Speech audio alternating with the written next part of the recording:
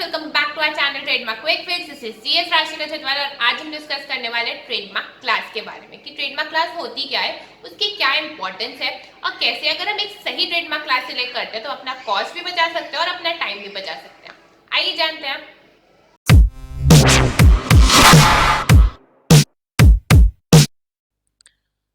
तो trademark class choose करने से पहले हमें पता होना चाहिए कि ट्रेडमार्क क्लास होती क्या है। ट्रेडमार्क मिनिस्ट्री ने क्या करा है, सारे गुड्स एंड सर्विसेज को 45 डिफरेंट क्लासेस में डिवाइड कर दिया गया है। तो हर क्लास में अलग गुड्स एंड सर्विसेज डाली है। तो आप जब ट्रेडमार्क अप्लाई करते हो तो आप on the basis of goods and services करते हो और चेक करते हो कि आपके जो गुड्स एंड सर्विसेज है वो 45 डिफरेंट क्लासेस में से कौन सी डिफरेंट क्लास में फॉल कर रहा है। क्लास 1 से 34 जो है वो क्लासेस ऑफ गुड्स हैं एंड क्लासेस 35 से 45 क्लासिफिकेशन ऑफ सर्विसेज आ जाती है। हर डिफरेंट क्लास में अलग अलग बिजनेस के लिए अलग अलग क्लास आपको चूज करनी पड़ती है। फॉर एग्जाम्पल, अगर आप क्लोथ्स में, फुटवेयर में डील करो, मतलब फैशन रिलेटेड प्रोडक्ट्स में कर रहे हो, तो आप ट्रेडमार्क अप्लाई करोगे क्लास 25 में। अगर आप एजुकेशन सेक्टर में बिलोंग करते हो तो आप सर्विस सेक्टर की क्लास 41 सिलेक्ट करोगे। तो आप डिपेंड करता है कौन सी गुड्स एंड सर्विसेज में डील कर रहे हो, उस हिसाब से आप अपनी क्लास सिलेक्ट करके ट्रेडमार्क अप्लाई करोगे। अब why are the classes in trademark important? अब इसकी इंपॉर्टेंस क्या है?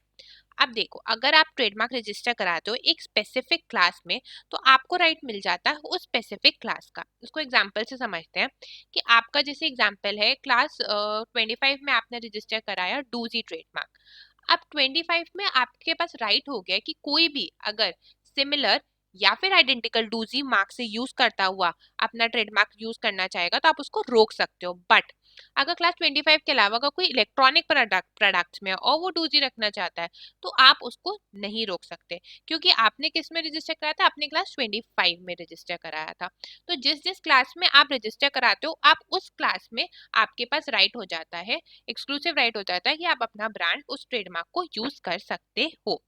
But it does not prevent someone potentially registering a similar mark in the different class. अगर आपको डिफरेंट क्लास में भी चाहिए, उस स्पेसिफिक गुड्स में भी आपको लग रहा है कि आप डील करोगे आगे और उसमें भी आपका राइट होना चाहिए, तो आप उस क्लास में भी अपना ट्रेडमार्क रजिस्टर कराइए। तो एक्सेप्शन दो रूल्स हो गए कि अगर आपने मल्टी क्लासेस में रजिस्टर करा रखा है तो आपके पास उन उन मल्टी क्लास में भी राइट आ गया और आप रोक सकते हो अपोनेंट को। दूसरी वाली एक ऐसा केस आता है जिसमें आपका वेल नोन मार्क है। अगर आपका ट्रेडमार्क वेल नोन मार्क की कैटेगरी में आता है तो आपको हम बोलेंगे कि आप किसी को भी रोक सकते हो इररिस्पेक्टिव आपने कौन सी क्लास में ट्रेडमार्क रजिस्टर कराया हुआ है। अगर आपको कोई कंफ्यूजन है, कोई गाइडेंस चाहिए तो you can mail us at trademarkquickfix@gmail.com और कॉन्टैक्ट अस।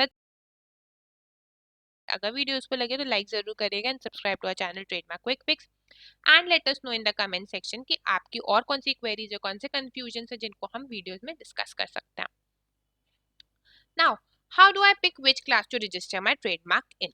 तो अब मेरे को कौन सी क्लास में अपना ट्रेडमार्क रजिस्टर कराना है, इससे पहले सबसे फर्स्ट स्टेप इसके लिए क्या होगा कि मैं एक लिस्ट बना लूँ डिस्क्रिप्शन ऑफ गुड्स और सर्विसेज जिनमें मैं डील करने वाली हूँ।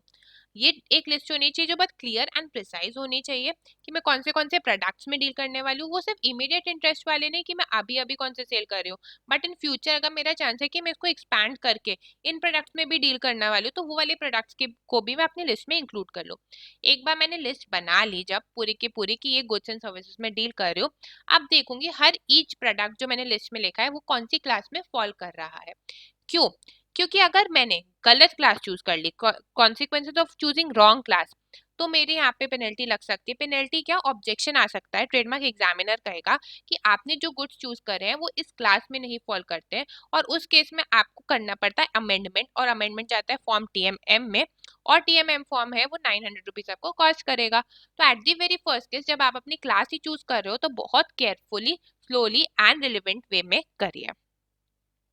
हमसे आपको असिस्टेंस चाहिए, हमसे गाइडेंस चाहिए, हमसे कोई स्टेप पे आप अटक गए हो उस पर हेल्प चाहिए, तो you can mail us at trademarkquickfix@gmail.com और कॉन्टैक्ट अस। अगर वीडियो उसको लगे तो लाइक जरूर करिएगा and subscribe to our channel trademark quick fix. Thank you.